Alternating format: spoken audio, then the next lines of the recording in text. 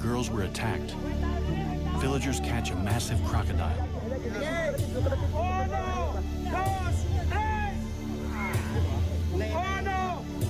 They hope it's the killer.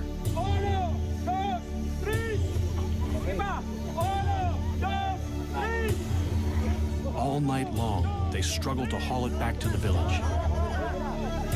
It's alive, and it still wants to fight. It's clearly an exceptional animal. But the real question is, have they just caught the largest croc on record? And will that finally bring an end to 2 years of terror?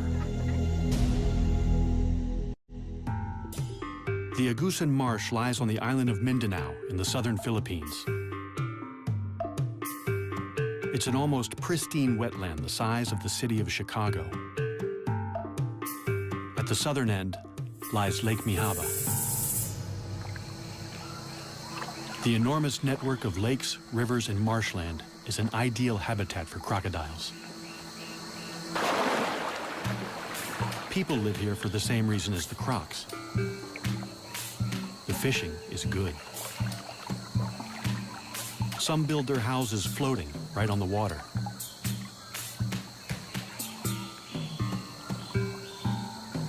Others live in stilt houses dotted around the marsh. In the rainy season, the water level can rise by 4 meters. It seems idyllic, but something strange has happened. For 2 years, this water has brought misery and terror. A massive crocodile stalked the villagers. It ripped their precious water buffalo to shreds before their eyes, attacked one fisherman and his son,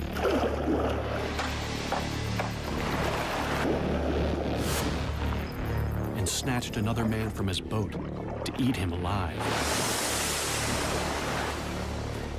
But it all started with the attack on the schoolgirls on Lake Mihaba, in the heart of the marsh.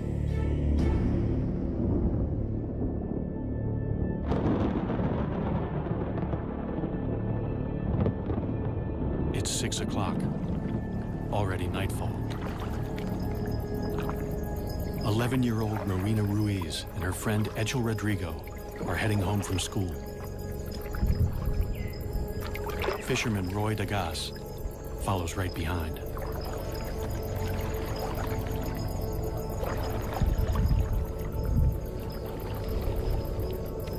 None of them knows that they're being watched by a crocodile about to start a killing spree.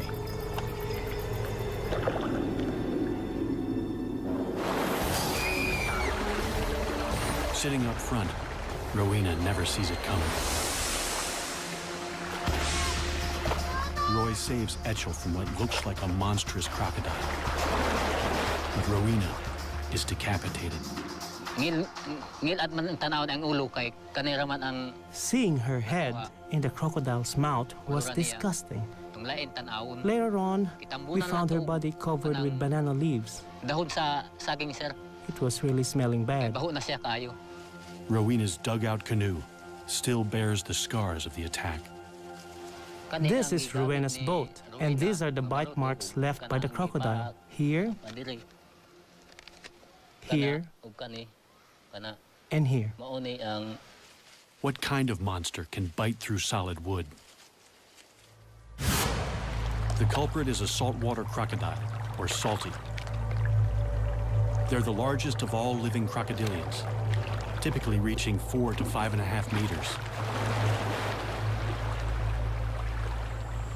Salties prefer freshwater, but can live in the sea because they're able to excrete salt through special glands.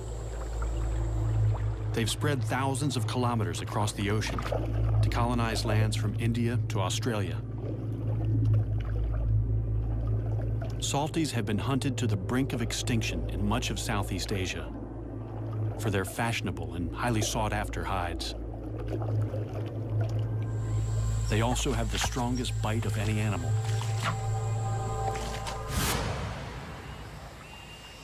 The Agusan Marsh is one of the last strongholds of salties in the Philippines. Since 1994, the crocodiles here are fully protected. Killing one could land you 12 years in prison. The tables have turned. Now the people are being hunted. Roy Dagas is badly shaken by the attack. I was afraid that Ruina's parents would blame me for her death and kill me, since I was the one who picked her up. With a rogue crocodile in their midst, no one feels safe. But they have nowhere else to go. 70% of the people here make their living by fishing. We wouldn't get any work in town because my husband is a fisherman. So we have to stay here in the Agusan Marsh. We have no choice but to stay here. The people who live in the marsh are mostly an ethnic minority known as the Manobo. They live a mostly traditional lifestyle in one of the poorest areas of the Philippines, completely dependent on the marsh for their livelihood. After years of peaceful coexistence, people here suddenly live in fear of crocodiles. We stay inside most of the time because we are scared. We only go outside when Roy is around. We used to see them, but they didn't attack anybody. Attacking people, that's reason. Because the crocodiles are strictly protected, the villagers can't hunt the croc down until the government issues a permit.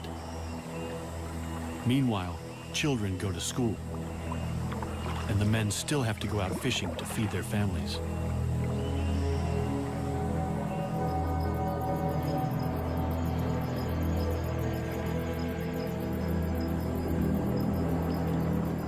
Roy's brother, Rinaldo Dagas, is fishing with his son at their favorite spot in the marsh, right in the beast's lair.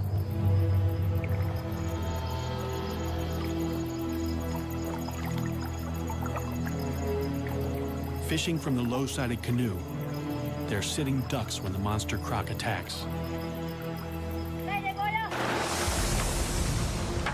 The pair fights back.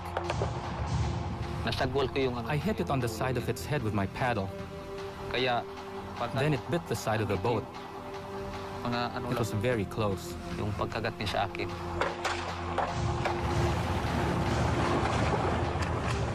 bolt to the bank for safety. Reynaldo cheats death, one of the few who live to tell the tale.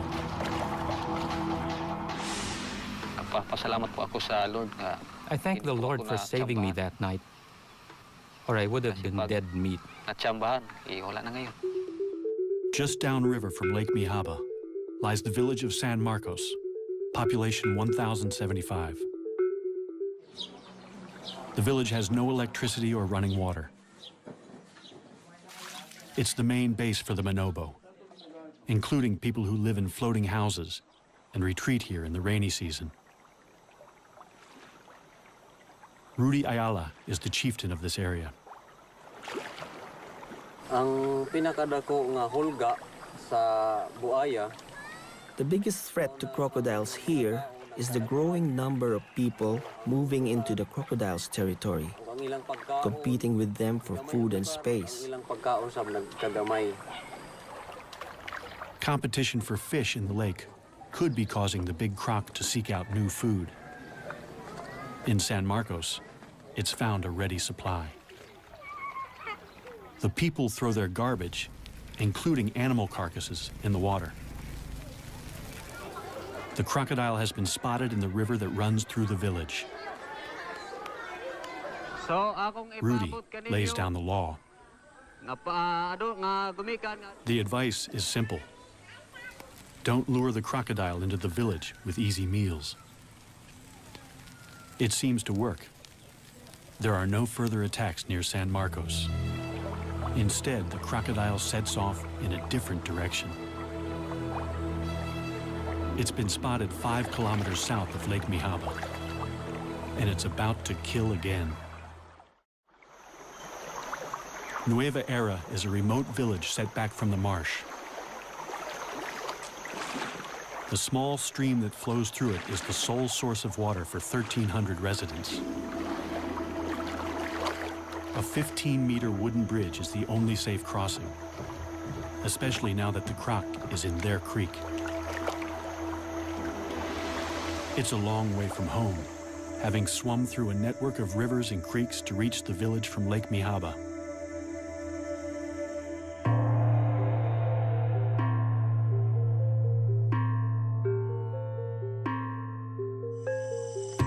Local farmer Daniel Oxtero has already worked a full day on the land. After dinner, he has to go out fishing, working a double shift to feed a wife and 7 children. He doesn't go far. Fishing near the bridge, he's within earshot of his younger sister. Daisy's house overlooks the creek.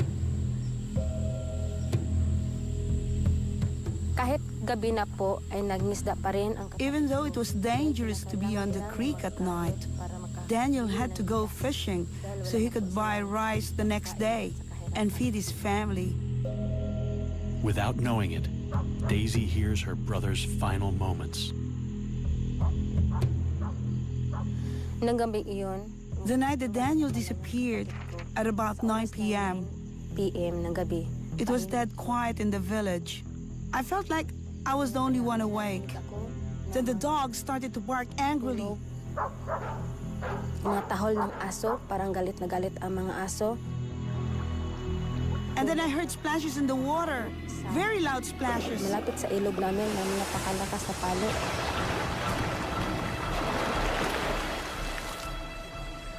Papunta na ako. I was terrified, so I went to bed. Natakot.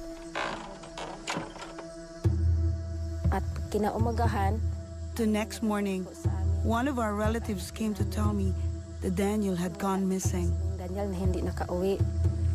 Despite repeated attempts to find his body, all that was ever found of Daniel was his boat and his hat. This picture is the only memory we have of Daniel, because just before he was killed, his house burned down and everything he owned was destroyed. Kani ang balay ni Daniel, nagamay taghuat madako. This was Daniel's house, but it burnt down. He was building another one when he went missing. Nawala siya. Daniel's family lost a provider and a much-loved father and son. Guol ko kay wala naman siya. Of course I miss him. He's my son. Perhaps it was fate. He was a fisherman, and maybe this is a fisherman's fate.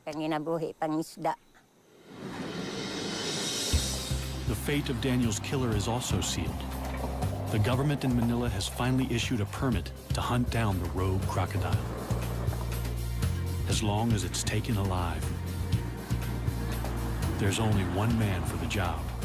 Croc legend Ronnie Sumiller has been hunting nuisance crocodiles for 20 years.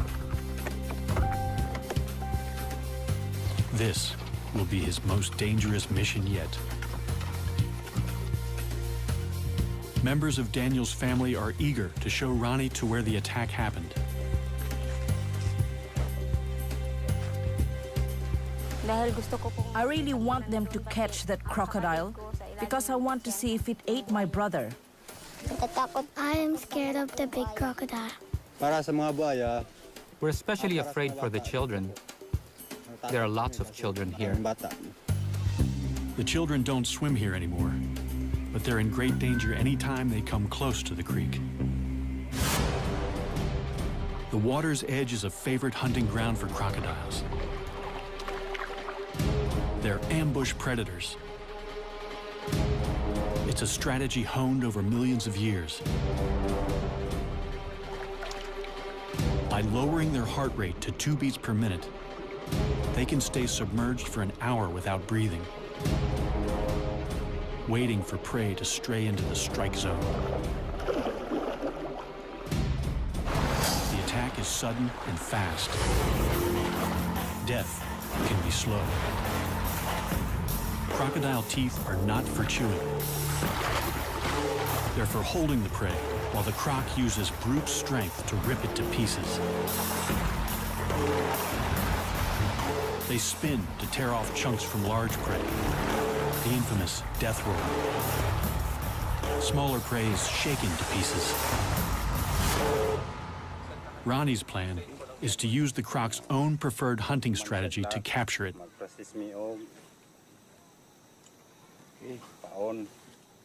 A morsel of chicken suspended just above the water is an irresistible lure. So that's the principle. When it is grabbed by the crocodile, the crocodile will run away and this will close down. This will catch the upper jaw. In Ronnie's experience, a snare is least likely to injure a crocodile.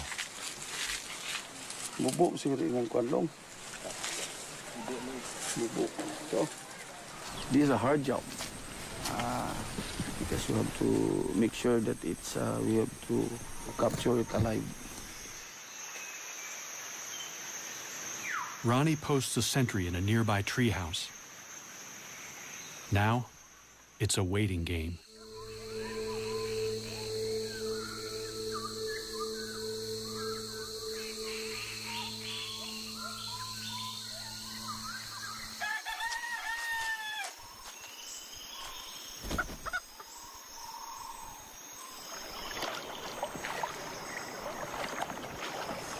In the morning, the bait is gone and the trap is torn.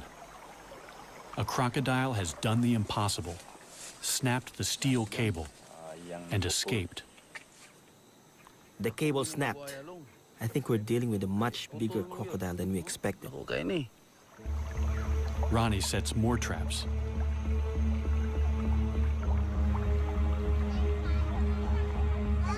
For the villagers, it's a terrifying wait. They find trap after trap in shreds. The croc must be huge. 3 weeks later, a trap finally holds.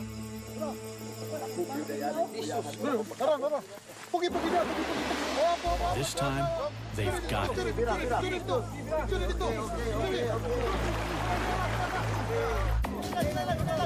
Several dozen men strain in a tug-of-war with a powerful crocodile on the end of their line. The beast is so heavy and so powerful that it takes several hours to haul it in. It's clearly no ordinary crocodile.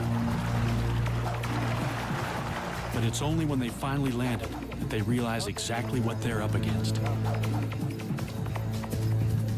It's immense.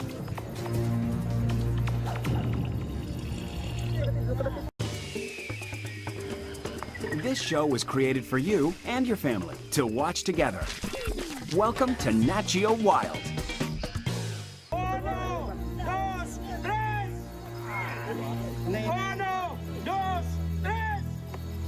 60 people work all night to drag the beast 1.5 kilometers back to the village.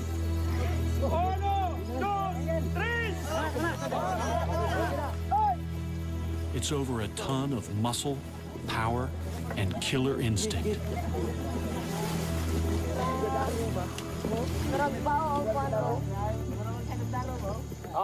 As word spreads that they've caught the killer, more and more jubilant onlookers flock to the creek. Everyone wants to get close to the enormous animal now that he's tied down.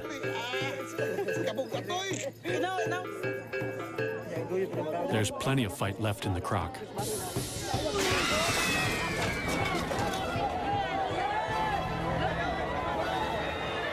For a moment, everyone's heart stands still. The ropes only just hold. But the hard part is yet to come.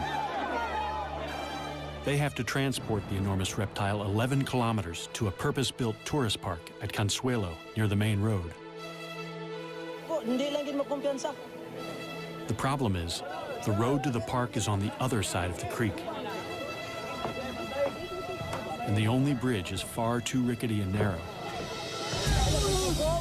They have to transfer the killer crocodile to a makeshift pontoon and float him across.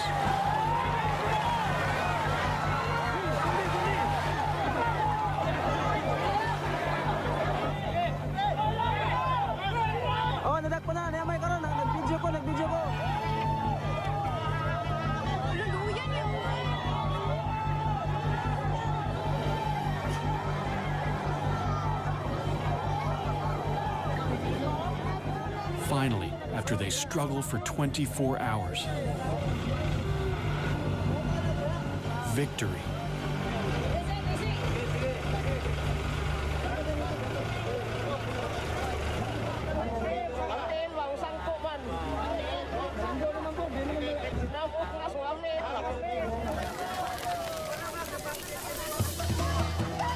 The party goes on deep into the night.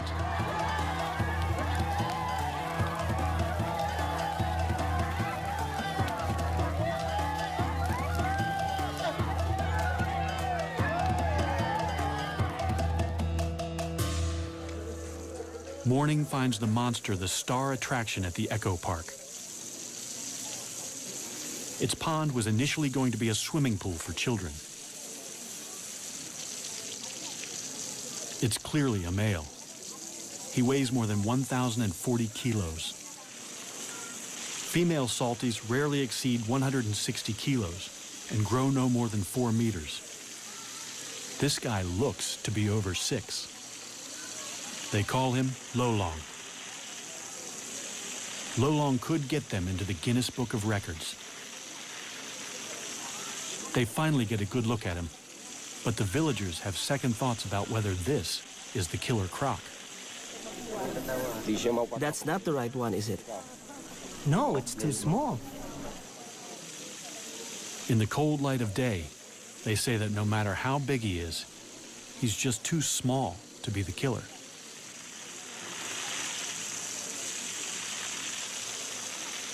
Roy Dagas, who was with Rowena when she died, is certain that this is not the croc he saw that night. It's too late to prove Lolong killed Rowena 2 years ago. But Daniel Oxtero has only been missing a few months. Could his remains still be inside Lolong's stomach? Crocodiles swallow large chunks of prey, bones and all, without chewing. They have the strongest stomach acid of any animal. Flesh will be dissolved in days, bones in a matter of weeks. But they can't digest anything made of keratin. So horns or human hair and fingernails can remain inside the croc for months. It's a long shot, but the people are desperate for answers. They can't slice him open. The next best thing is to pump his stomach. As soon as news of the capture breaks, Ronnie rushes back to the village to look for proof. He inserts a length of plastic tube down the croc's gullet. Then he pours bucket after bucket of water into him until the croc vomits violently.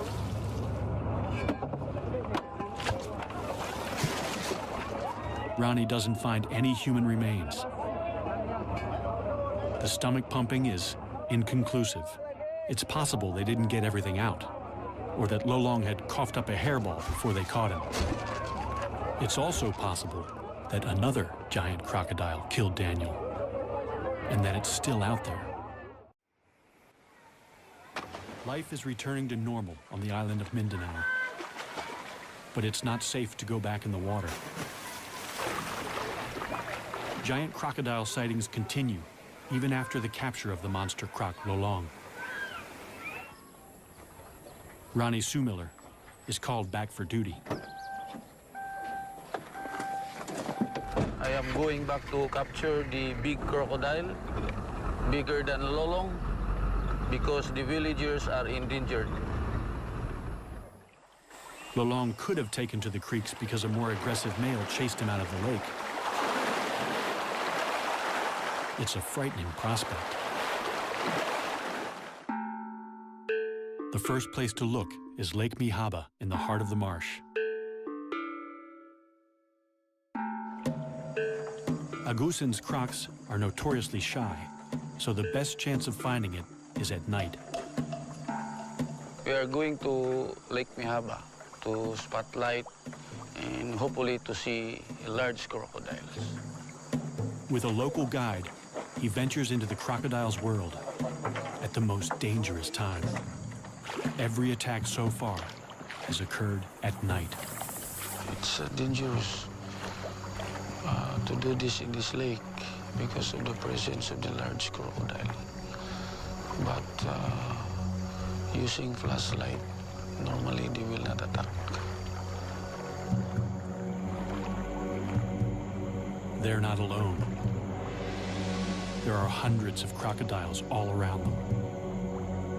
One of them could be the giant killer.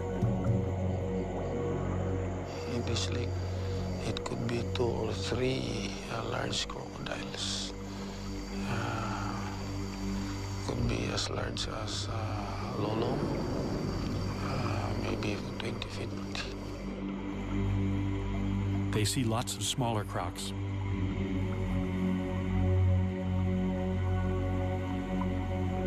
Ronnie spots a likely suspect. Or it could just be the light playing tricks. This is the area where Rowena was attacked by the crocodile.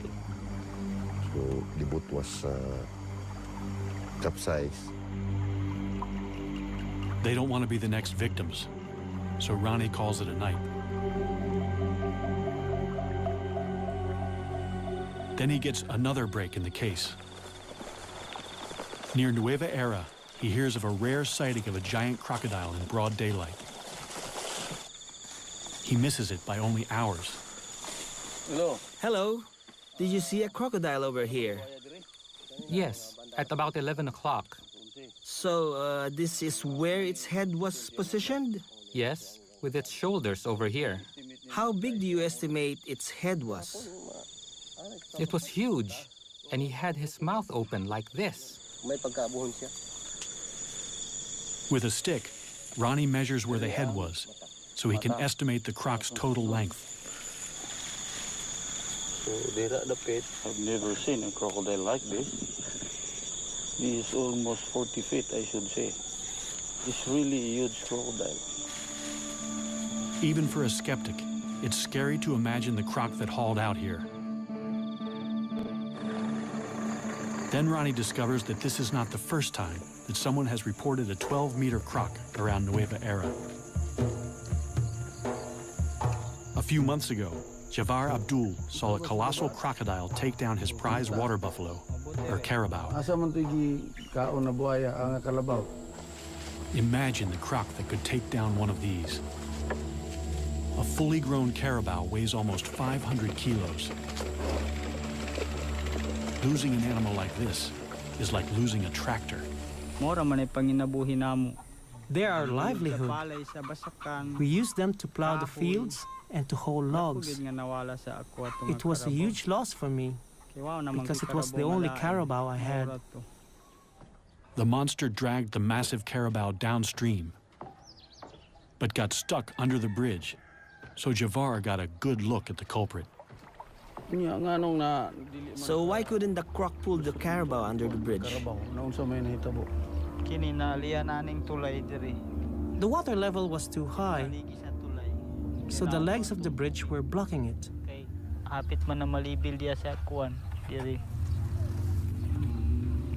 And how many crocodiles were there? 2. 2?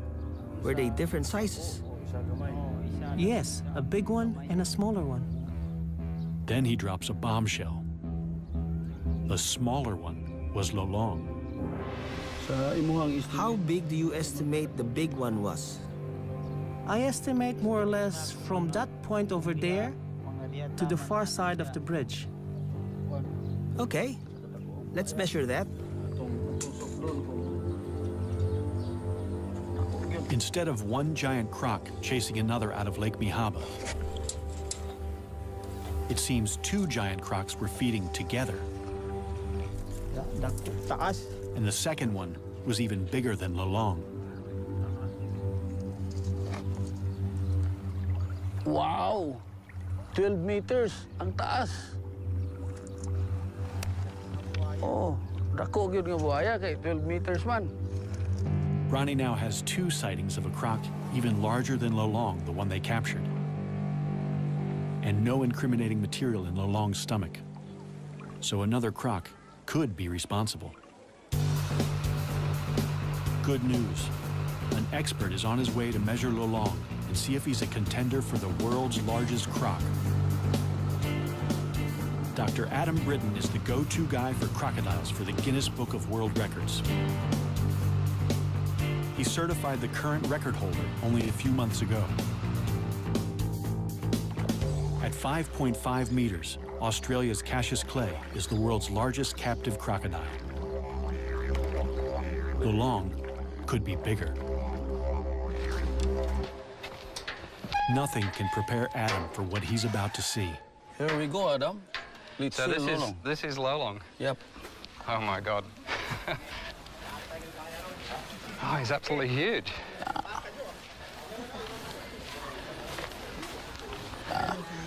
That's Lolong. It's incredible.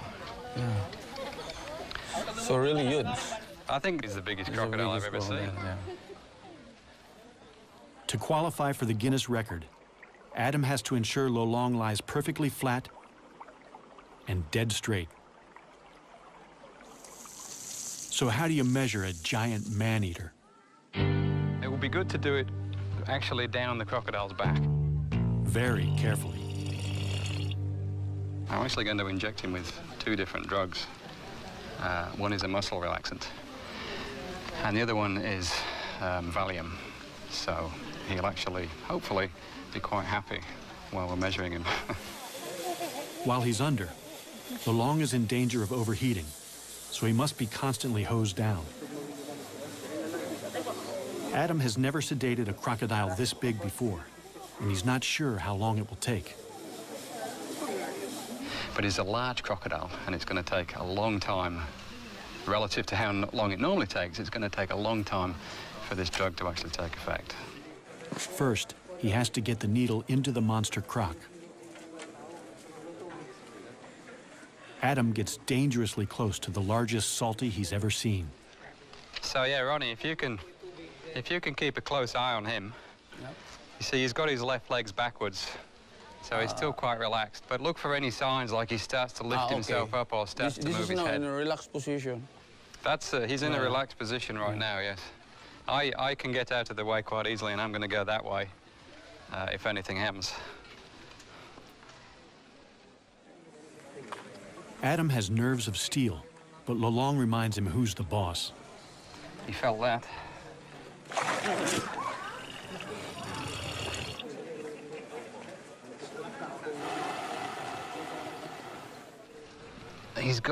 He's got some really powerful muscles that run down his tail, and this is intramuscular.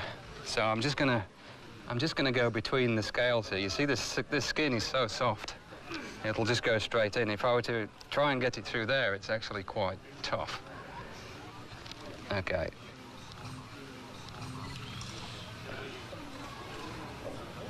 Oh. Okay. It's like a big mosquito. Wow, even that bent the needle. That was simply because he moved his tail. So the power of the muscles in the tail bent the needle while it was inside. 30 minutes later, Lolong is still showing no signs of feeling sleepy.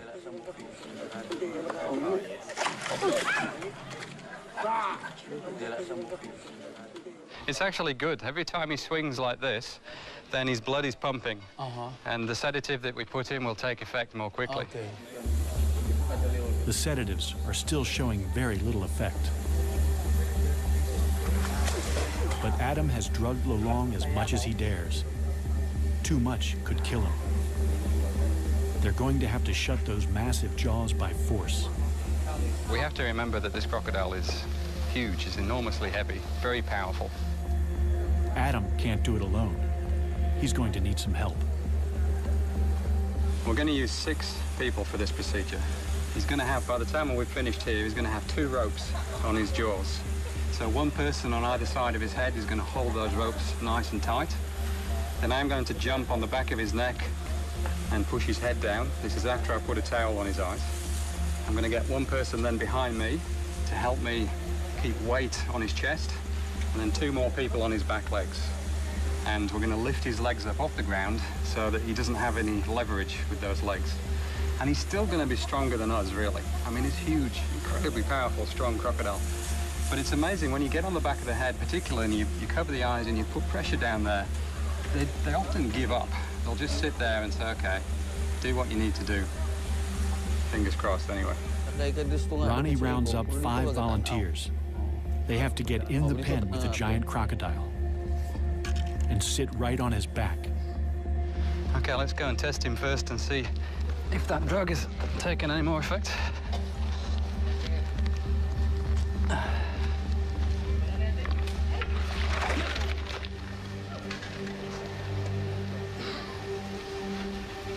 Yeah, just poke him, just touch him gently there.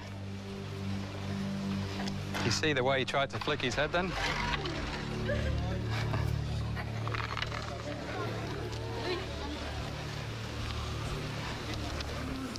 He's definitely lost some of his strength. They place towels over Lolong's eyes to help keep him calm. Okay.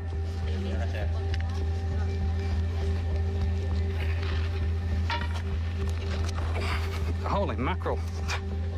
Okay, quick, grab his legs. Now we need someone. Okay, everyone on, someone with the tape now to tape his jaws. Don't it sticks to itself. One more, that's good. Okay, break him off. Scientists know very little about giant crocodiles. Also, I'll take one off. This is the first time anyone's been able to measure a living croc over 6 meters. Okay, is everyone good? Yeah. Okay, good job. I mean, I'm so used to doing this, but everything's scaled up. It's amazing. It's like measuring a dinosaur. It's just, it's amazing. I'm not used to this. 84. 84, what was the name? 84, that's the interorbital. Okay. Adam takes this rare chance to make detailed measurements. 255, it's actually 496. What do you say? 450? Finally, yeah, okay, 450, the one exactly. everyone's waiting for. Now for the moment of truth. Dr. Adam Britton is going to measure snout to tip along the curve of Lolong's body. Yeah, that's good, yeah. Yep. All right, just make sure this goes straight down the middle again. This is the one that has to be.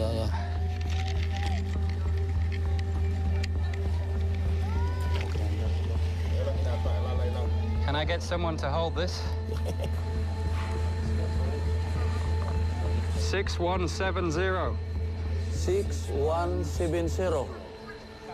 Which is the largest saltwater crocodile in the world. 6170. In fact, that's the largest crocodile in the world, full stop. 6170. Lolong is 6.17 meters long, the largest known living crocodile, by more than a half a meter. Time for a photo opportunity as Adam declares a new Guinness World Record. The official size of Lolong is 6.17 meters.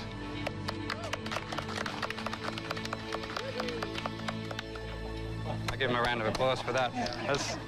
That's very impressive. How did Lolong get so big? Adam thinks he was born to it, and that he could have big brothers with the same giant crocodile DNA. As with humans, nurture is just as important as nature. Crocs grow most when they're young, but any stress inhibits growth. Only 1 or 2 siblings in a clutch reach their full potential.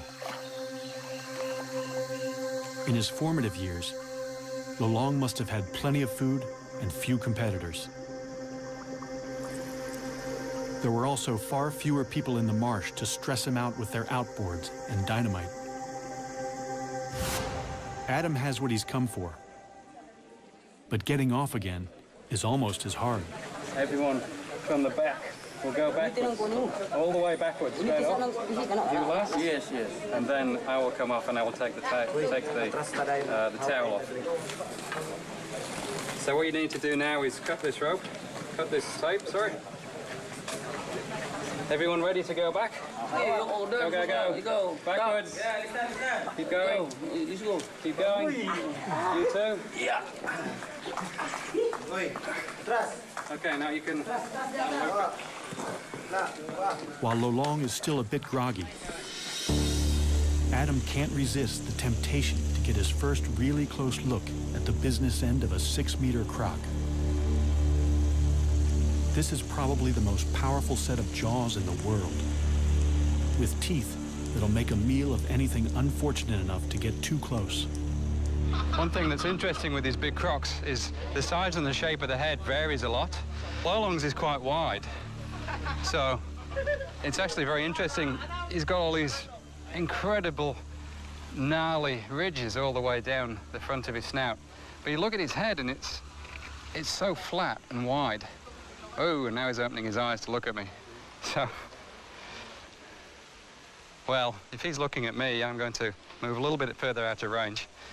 So a saltwater crocodile has got the strongest bite of any animal, without question, and particularly Lolong. I mean, this will be, if we were to measure this bite, he would be the strongest that had ever been measured.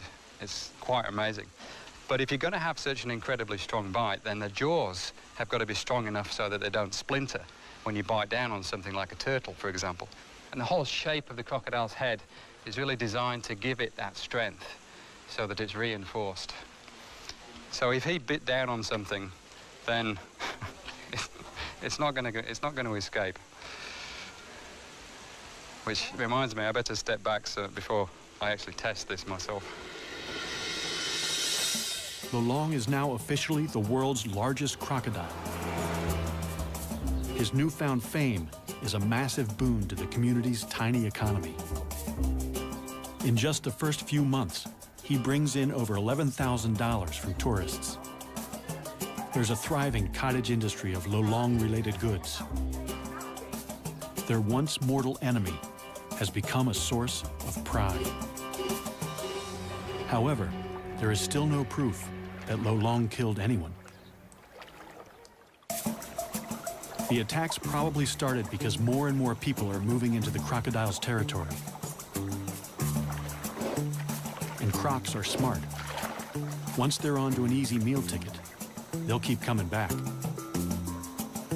There have been no more deaths since Lolong's capture. Still, the rumors of another giant croc won't go away. And after Adam and Ronnie go home, the people of the Agusan Marsh will still be living with thousands of crocs just meters from their houses. They've caught the world's largest crocodile, and they have a pen ready for his bigger brother. No matter what the experts say, the people believe that the real killer is still out there.